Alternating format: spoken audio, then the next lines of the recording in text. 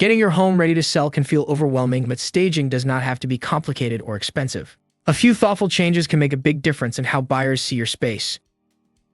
Start by decluttering every room. Remove personal items, extra furniture, and anything that makes the space feel crowded. A clean, open room helps buyers imagine themselves living there. Next, focus on cleaning and small fixes. Wash windows, wipe baseboards, and take care of minor repairs like loose handles or chipped paint. These details may seem small, but they help your home feel well cared for.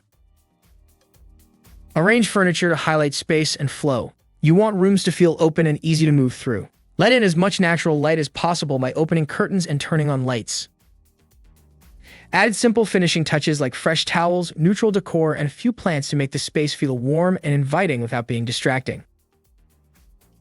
Want more expert tips and free moving quotes? Visit Movers.com, and also you can email us at contactusmovers.com or call us at 866-343-1243 to connect with trusted movers and make your next move smarter, easier, and more affordable.